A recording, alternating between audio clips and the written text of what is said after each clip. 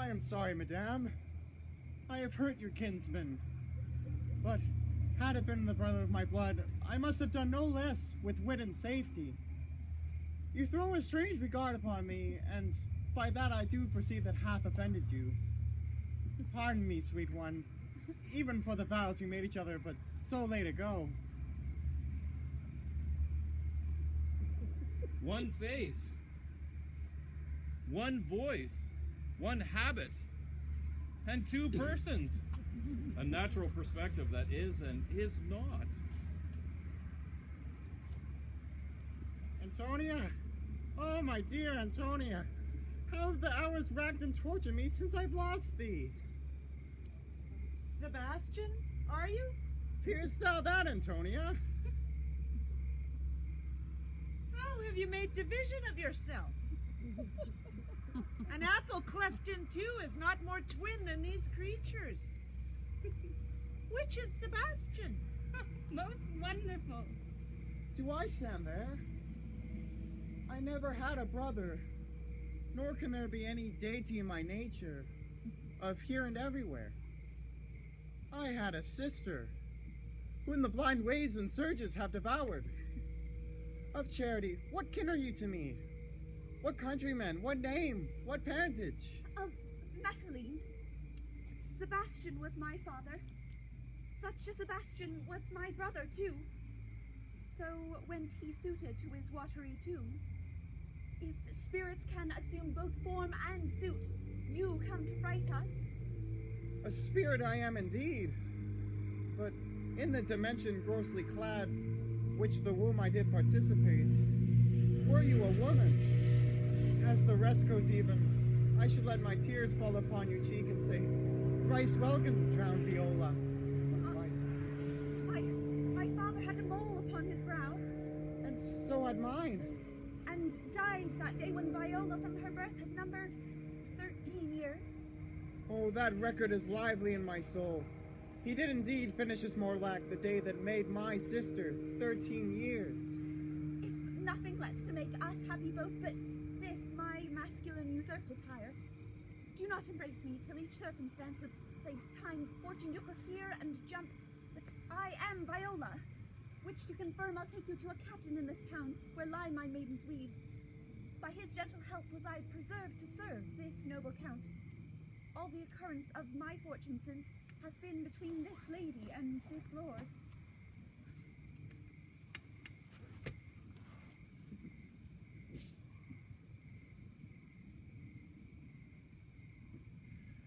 So comes it, lady. You've been mistook. What nature drew into her bias, and that you would have been contracted to a maid. But nor are you therein by my life deceived. You are betrothed to both maid and man. Be not amazed, right noble is his blood. If this be so, as the glass seems true, I shall have share in this most happy rack. Boy, thou hast said to me 1,000 times, thou never shouldst love woman like to me. And all those sayings will I overswear, and all those swearings keep as true in soul as doth that orb continent the fire that severs day from night. Give me thy hand, and let me see thee in thy woman's weeds. The captain that did bring me first on shore hath my maid's garments. Upon some action he is now in durance at Malvolio's suit, a gentleman and follower of my lady's. He shall enlarge him. Fetch Malvolio hither. And yet, alas, now I remember me. They say, poor gentleman, he's much distract. Most extracting frenzy of mine own from my remembrance clearly banished his. How does he, sirrah? Truly, madam, he holds Beelzebub at stave's end, as well as a man in his case may do. He wrote a letter to you. I should have delivered it to you this morning, but as a madman's epistles are no gospels, it matters not when they are delivered. See him delivered, Fabiana. Call him hither. My lord, so please you, These things further thought on to think me as well a sister as a wife. One day shall crown the alliance aunt, so please you. Here at my house and at my proper cost. Madam, I am most apt to embrace your offer.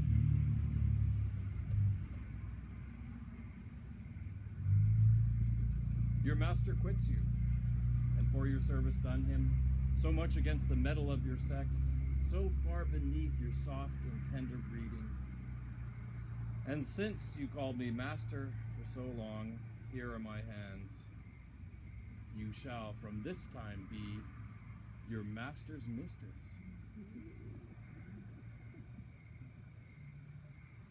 A sister! You are she.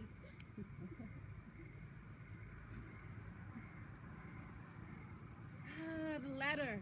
Open it and read it. Well, look then to be edified as the fool delivers the madman. By the Lord, How madam! now? Art thou mad? No, madam, I do but read madness. But if you would have it as it ought to be, you must allow for the voice. Prithee, read it in thy right wits. So I do. But to read it in his right wits is to read it thus. Therefore, my princess, prepend, and lend thine ear. Read it you, madam. By the Lord, madam, you wrong me, and the world shall know it. Though you have given your drunken cousin rule over me, yet I the benefit of my senses, as well as your ladyship. I have your own letter that induced me to the semblance I put on, with which I doubt not, but to do myself much right, or you much shame. Think of me as you please. I leave my duty a little unthought of, and speak out of my injury, the madly used Malvolio. Did he write this? Aye, madam. How now, Malvolio?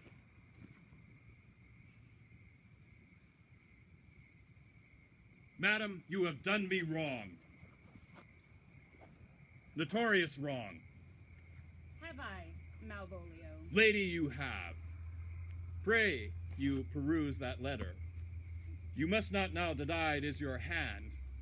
Write from it, if you can, in hand or phrase, and say 'tis not your seal, nor your invention.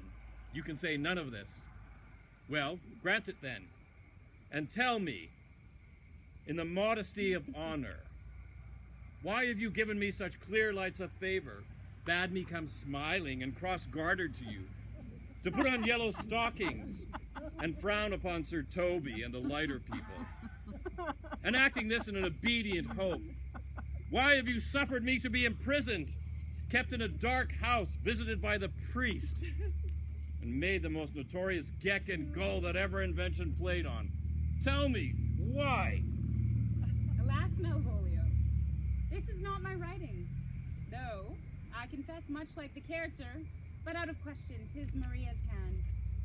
And now I do bethink me, it was she first told me thou wast mad, then camest in smiling, and in such forms which here were presupposed upon me in the letter.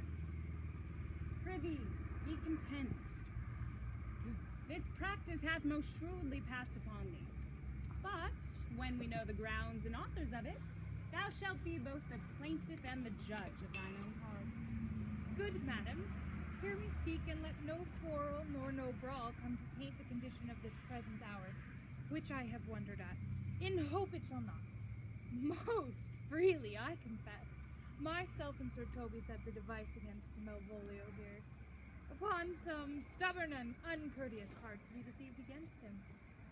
Maria writ the letter at Sir Toby's great importance, which in recompense he hath married her. Oh! How with a sportful malice it was followed, may rather lack on laughter than revenge, if that the injuries be justly weighed, that have on both sides passed. Oh, alas, poor fool! How have they baffled thee? Why, some are born great, some achieve greatness, and some have greatness thrown upon them. I was once, sir, in this interlude. Once, sir, Topaz, but it's all one. By the Lord, I am not mad. Do you remember, sir? Why do you laugh at such a barren rascal? If you smile not, he be gagged. And thus does the whirl a gig of time bring round his revenges.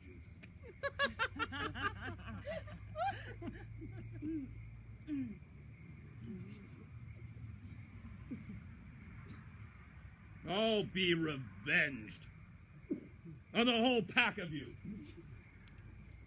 Been most notoriously abused.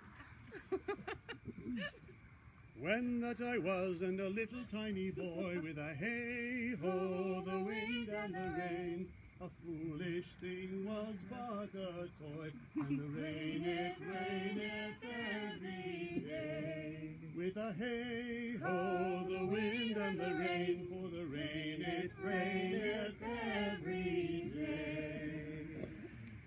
But when I came to man's estate, with a hey-ho, the wind and the rain, knees and men barred their gates, for the rain it raineth every day. Where is the madman? Pursue him and entreat him to a peace. He has not told us of the captain yet. When that is known and golden time convince, a solemn combination shall be made of our dear souls. Meantime, sweet sister, we will not part from hence. Cesario, come. For so you shall be while you are a man, but when in other habits you are seen, Orsino's mistress and his fancy's queen.